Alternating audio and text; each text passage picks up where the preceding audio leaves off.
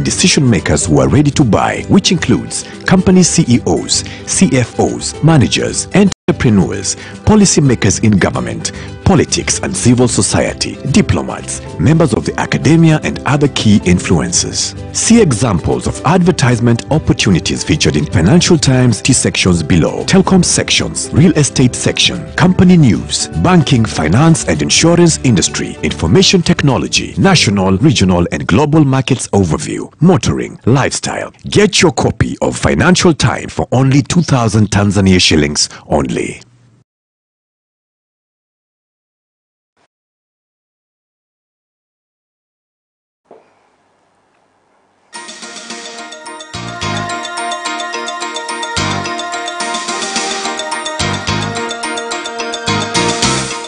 In Capital News tonight, government names members of the commission to investigate the MV Nyerere incident. Governor Obado to be charged with aiding and abetting Sharon's murder. Yanga confident of winning the derby against Simba SC this Saturday.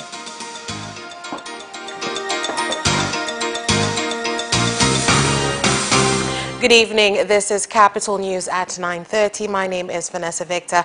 Let's get started with the national news. Prime Minister Kassim Majaliwa has announced the names of 7 commissioners who will make up a commission that will investigate the MV Nyerere ferry disaster, which will be led by the former Chief of the Defence Forces, retired General George Waitara. Prime Minister Kassim Majaliwa announced the formation of the commission after arriving in Wisya village, where he had gone to observe the efforts to recover the MV Nyerere ferry. The retrieval efforts are being carried out by recovery experts under the supervision of the Chief of Defence Forces, Venant Mabeo.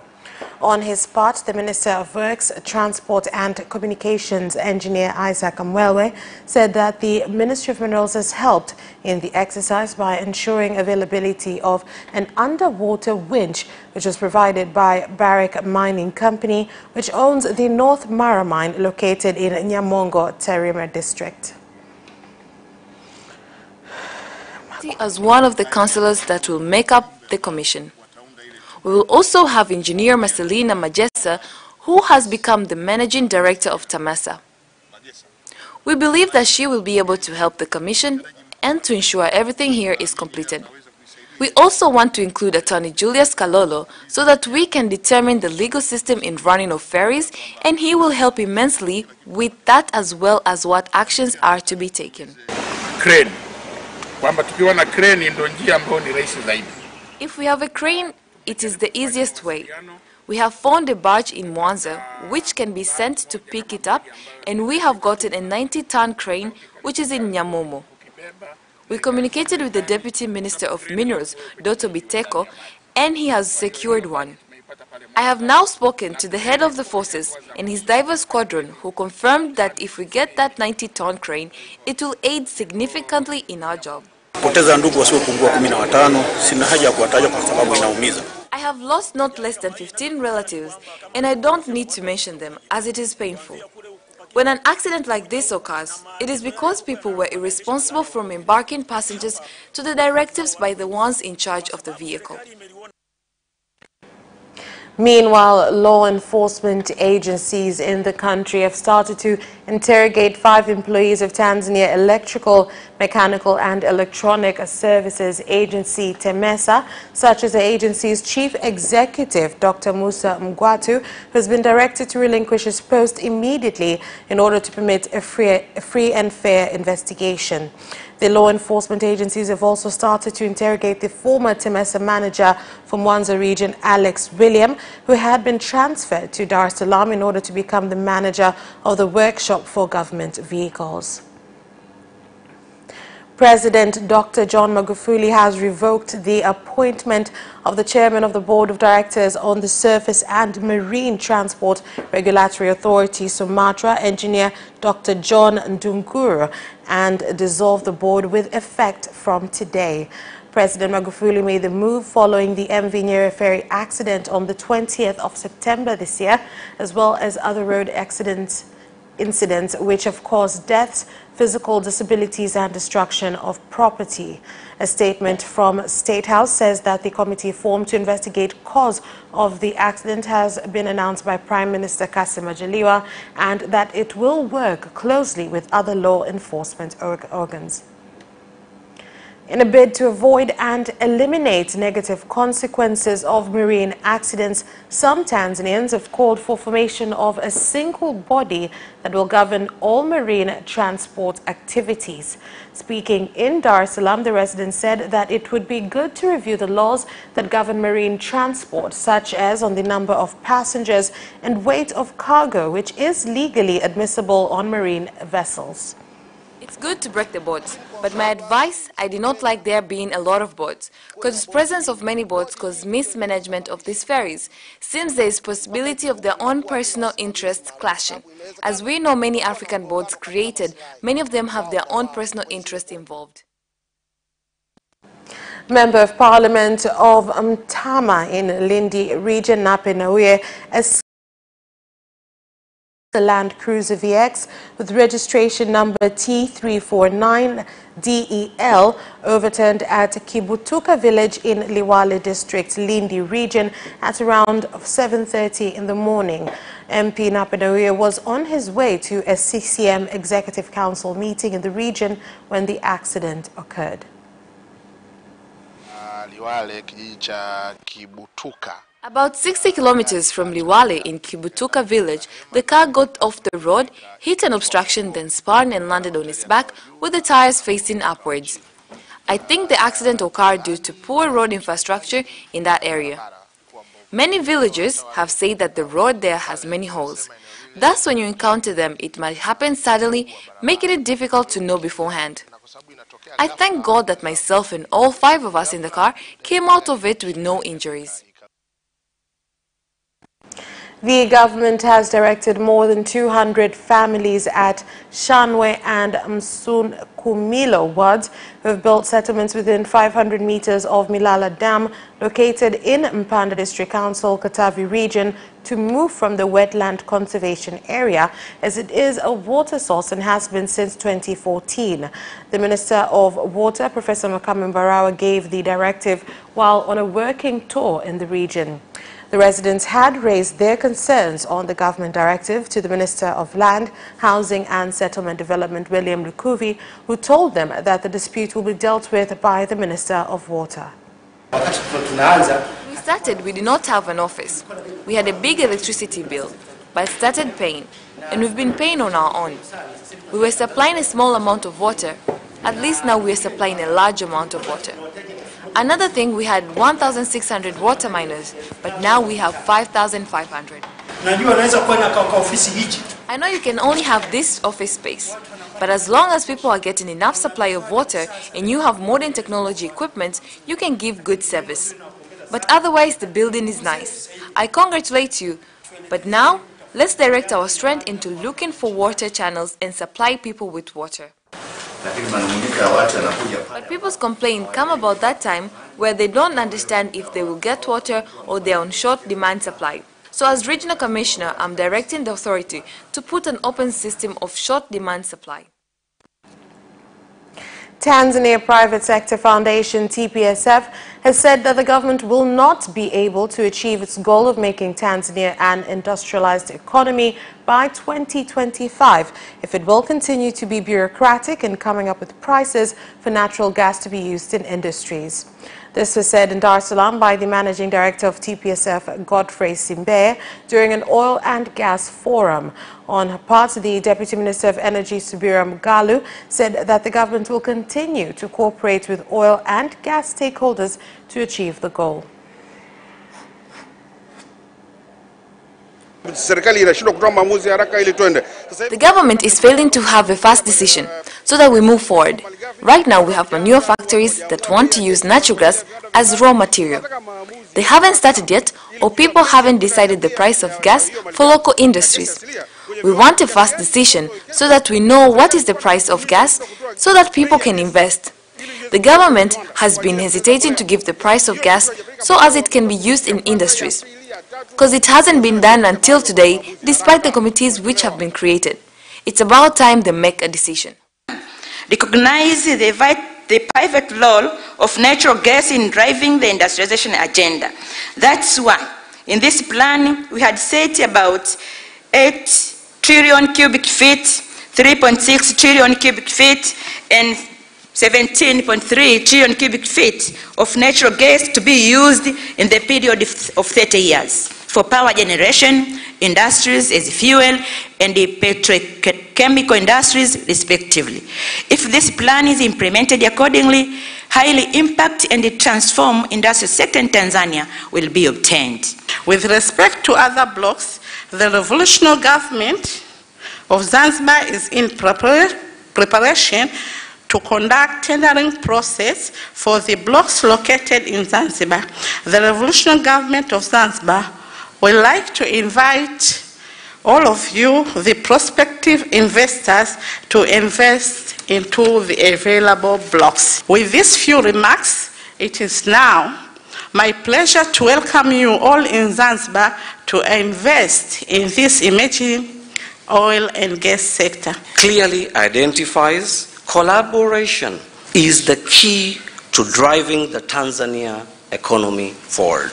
Distinguished guests, ladies and gentlemen, in the course of 2 days event, we expect the unfolding of rigorous engagement and constructive debates that will trigger provocative presentation, creating and potential to tap knowledge from all delegates, and also to influence the government in shaping the legislative framework, taxation, regulation, and policy through consultative process with interested and affected parties.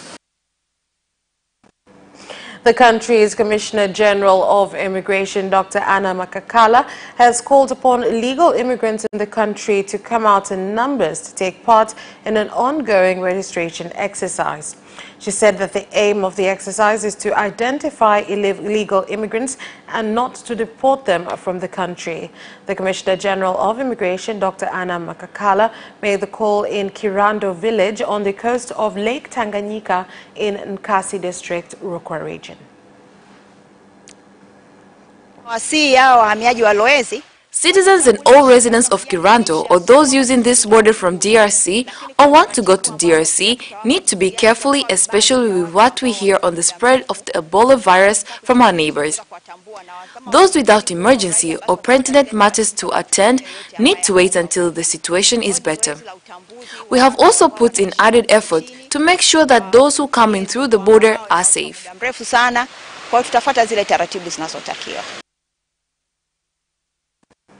Doctors have been called upon to support employees who get physical disabilities while at work to get their rights from the Workers' Compensation Fund by giving correct statistics.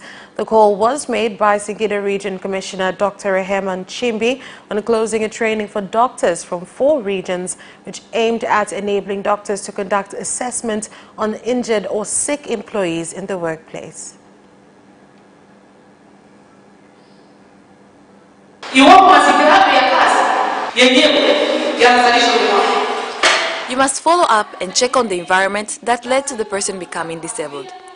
The mostly important factor when it comes to compensation in this accident is the work environment of the person and how the accident occurred.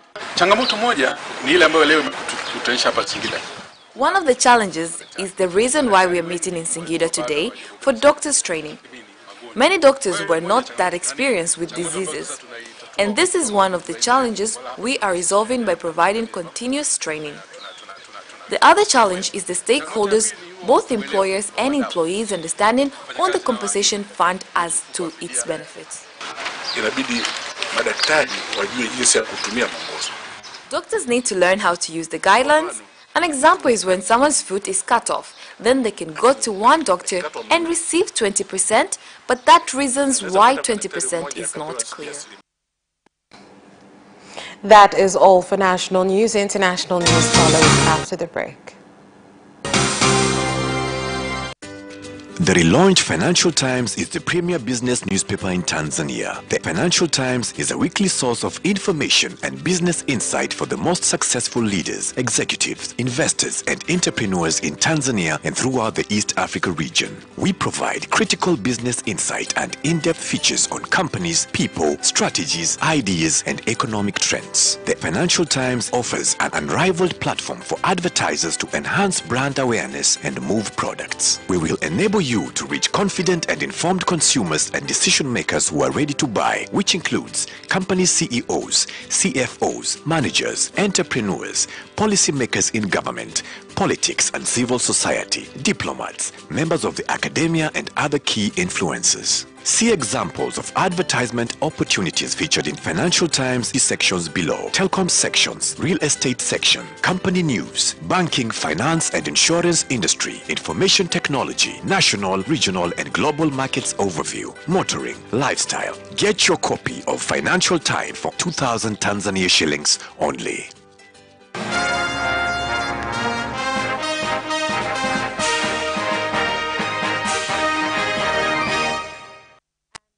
International news.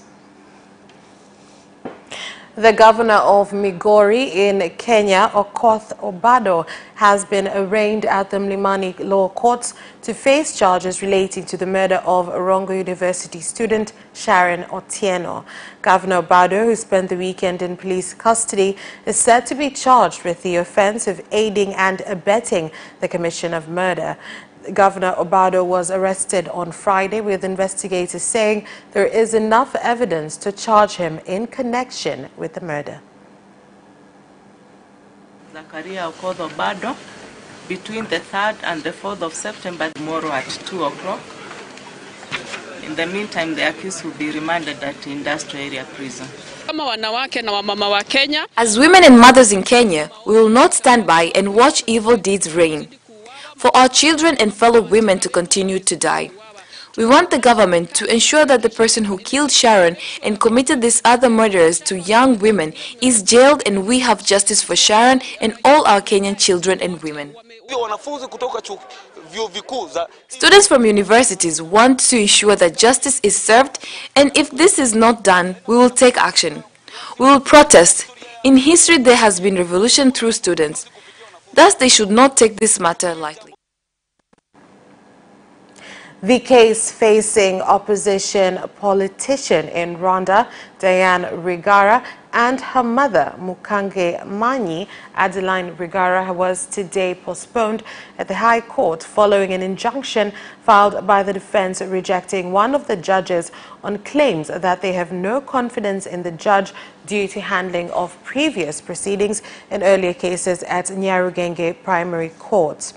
Diane Rwigara, a critic of President Paul Kagame, launched her election bid in August 2017's presidential vote. Shortly after she began her presidential campaign, Rwigara was disqualified by the electoral authorities, who claimed that she had exaggerated the number of signatures needed to qualify and accused her of submitting the names of dead people, charges Diane Rwigara denies. Campaigning is underway for Cameroon's presidential elections, which are set for October 7th. President Al-Biya, who has been in power since 1982, is seeking re-election despite protests and increasing calls for autonomy in the Anglophone part of the country. Supporters of the main opposition party, the Cameroon Renaissance Movement, rallying in the capital Douala on Saturday. They've launched a 2-week campaign before voting on October the 7th. The presidential election comes at a critical time for Cameroon after years of bloody conflict between the English-speaking South and the central government that's dominated by French speakers. My first political trip will be in the northwest and southwest. I will go there to meet my people. I miss them because I love them. I will go there to wipe up their tears. I will go there to bring them out from the front. Kanto is promising political and cultural reconciliation, but change has often eluded Cameroon. And that is the end of international news. Do stay with us. We'll be back with business after this break. Watch Business Edition as we talk to business leaders and experts in sectors that are transforming Tanzania's economy. To be rich, I have to be a business person. It's not an easy road at all. People need to understand. You must quickly think, how cost effective are you going to be? Business acts as a way in which it can bridge that gap. Business Edition will keep you informed on latest developments in the financial sector, extractive industry, tourism, agriculture, energy, construction, and so much more. Meet entrepreneurs who create employment opportunities. Watch Business Edition on Friday at 8:15 p.m.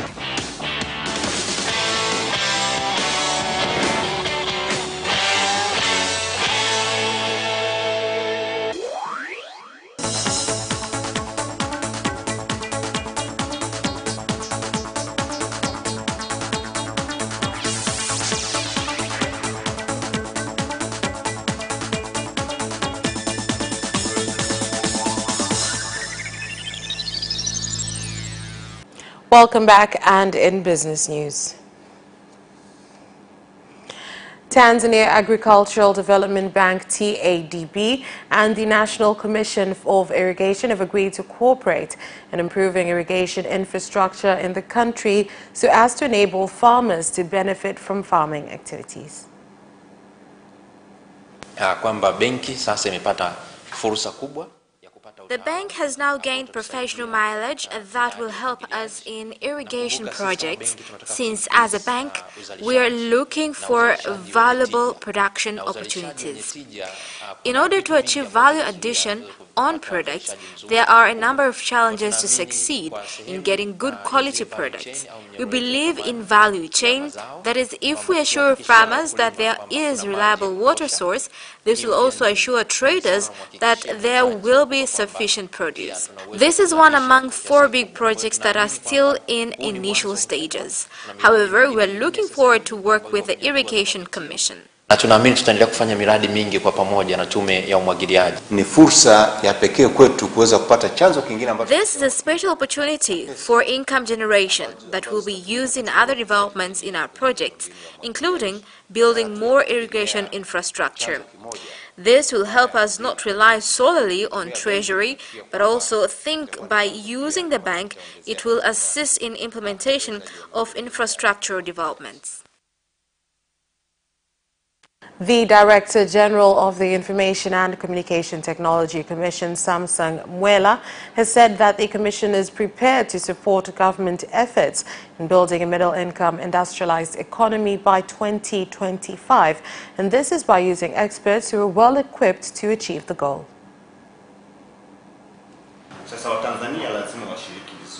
Tanzanians need to fully participate in making software products that will cater for the demand in our country.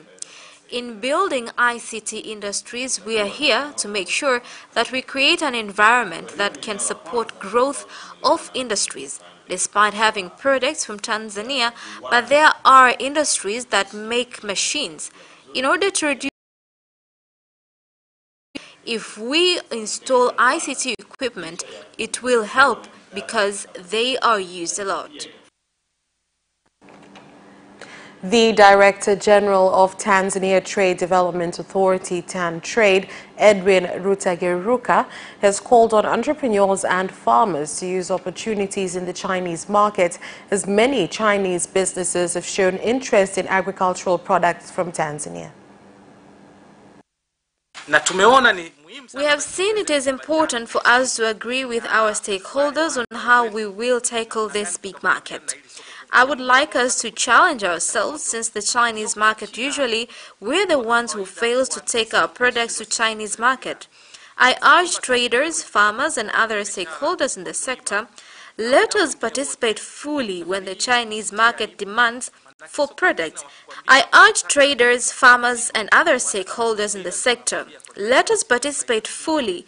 When the Chinese market demands for products, they will order from 100 to 200 containers. It will be a big shame for us if we fail to deliver while we have already assured them of our ability to cater for their demands. And that's all for business news. Sports follows next in just a bit.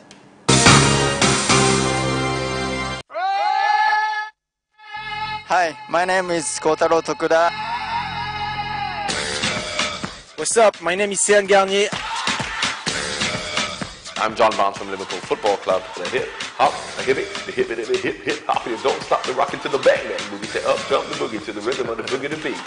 Now what you hear? I'm watching Sports Gazette. I'm watching Sport Gazette. And you're watching Sports Gazette With Sebastian. With Sebastian. Peace out. Yes! And you can also watch Sports Gazette for highlights and interviews regarding sports. Do not miss Sports Gazette every Wednesday at 7 p.m. only on Capital Television.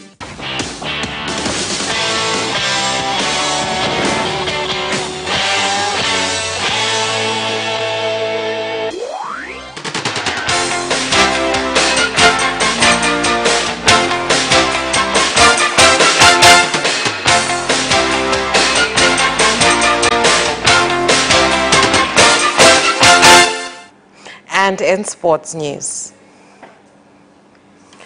After attaining all 12 points in their first 4 Premier League games, Young Africans management says that they have a better chance of winning the Dar es Salaam Derby that will be played on September 30th at the National Stadium in Dar es Salaam. We're going to play Simba, who've had good results, but not that much because they lost a game, but they won their last game. It will be tough for both teams because the only thing that we need this season is to win the championship and hence get the 28th cup.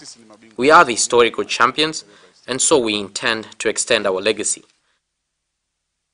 The Ruvu Shooting management is pledged to win their next Premier League game against African Lyon after a disappointing game against Coastal Union.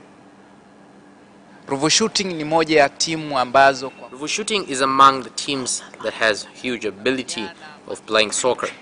We have a skillful squad which does not play with fluke. What happened is temporary and it won't last. We are currently saying it is enough. And as I said earlier, in the next game, we want to return to our winning ways.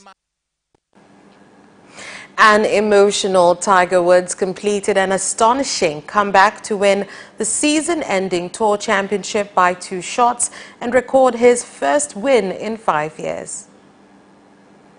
The 42-year-old's victory in Atlanta was his 80th PGA Tour title. Only fellow American Sam Snead has more, but his first since August 2013.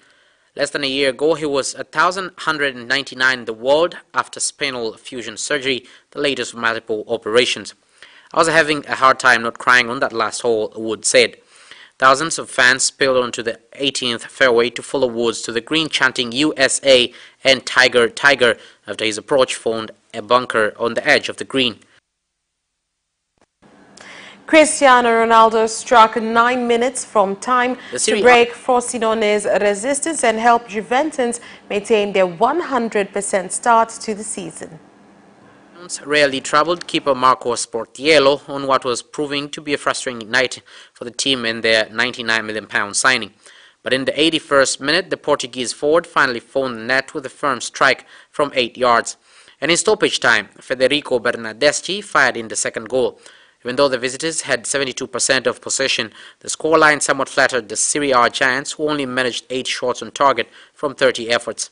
Ronaldo had looked the most likely to score in the first half, testing Sportiello's reflexes with 2 angled drives. And that sports item ends our news bulletin. On behalf of everyone who worked to prepare this bulletin for you, thank you for watching and have a good night.